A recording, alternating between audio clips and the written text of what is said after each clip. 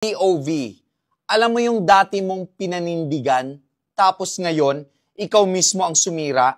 Ganyan yung energy ng ilang nagpa-pretend na neutral, pero obvious naman na tumalon sa kabilang bangka dahil trending na. Noon, buong linya.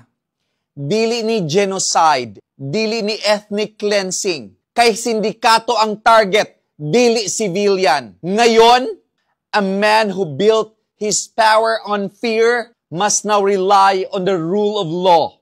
Ang bilis, no? Parang nag-shift ka ng moral compass habang nag-scroll sa comment section. Noon, sinabi mo pa, ang Pilipinas dili na member sa ICC. Buhi pa ang justice system. Ngayon biglang, the ICC does not kneel before the power. Girl, make it make sense. Hindi mo pwedeng sabihing walang jurisdiction kahapon. Tapos ngayon, ikaw na mismo ang ICC moral spokesperson? Noon, ikaw pa nagturo. The Philippines prosecuted its own rug cups. Ngayon, thousands of deaths without trial? Wow! Parang ikaw na rin ang evidence. You used to lecture people about rule of jurisdiction. Ngayon, lecture na about rule of drama. At eto pa, noon ang point mo, ICC is political. Ngayon sinabi mo, ICC is lawful, meticulous, patient. So alin ba talaga, te? Political ba o poetic? Baka depende ko nung angle ka magandang ilighting. Ang problema kasi may mga taong hindi tumanda sa prinsipyo. When it's convenient, defender.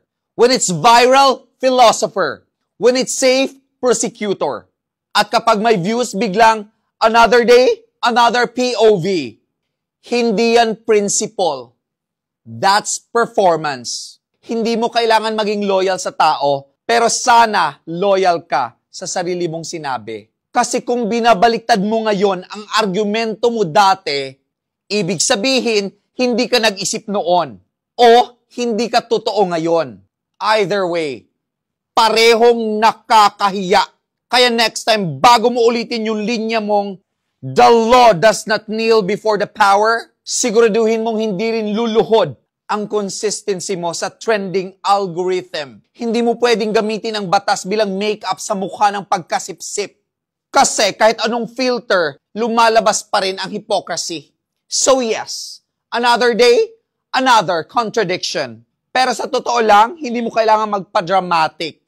Kasi sa script mo mismo, ikaw na ang ebidensya ng sariling pagbabaliktad. And that, my dear, is what we call the law according to clout. Tapos ngayon, ikaw mismo ang sumira. Ganyan yung energy ng ilang nagpa-pretend na neutral, pero obvious naman na tumalon sa kabilang bangka dahil trending na. Noon, buong linya.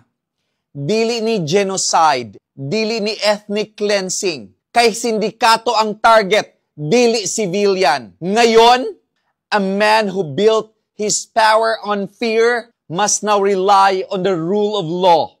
Ang bilis, no?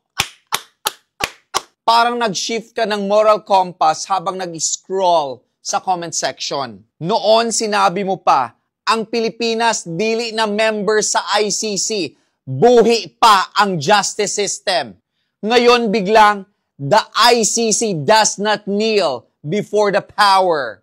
Girl, make it make sense. Hindi mo pwedeng sabihing walang jurisdiction kahapon. Tapos ngayon, ikaw na mismo ang ICC moral spokesperson? Noon, ikaw pa nagturo. The Philippines prosecuted its own rug cups. Ngayon, thousands of deaths without trial? Wow! Parang ikaw na rin ang evidence.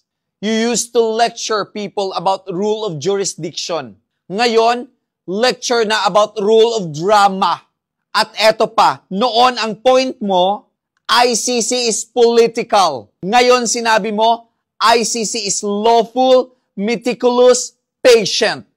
So alin ba talaga, te? Political ba o poetic? Baka depende ko nung angle ka magandang ilighting. Ang problema kasi may mga taong hindi tumanda sa prinsipyo. When it's convenient, defender. When it's viral, philosopher. When it's safe, prosecutor. At kapag may views, biglang, another day, another POV. Hindi yan principle. That's performance. Hindi mo kailangan maging loyal sa tao, pero sana loyal ka sa sarili mong sinabi. Kasi kung binabaliktad mo ngayon ang argumento mo dati, ibig sabihin, hindi ka nag-isip noon.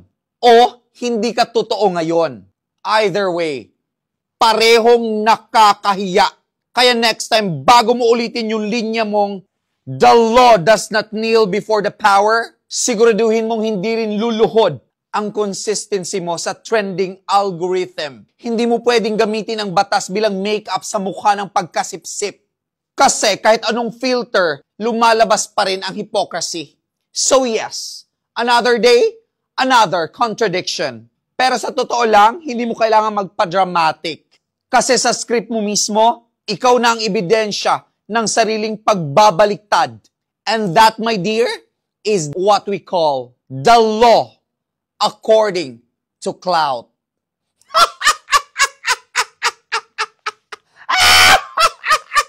Bye!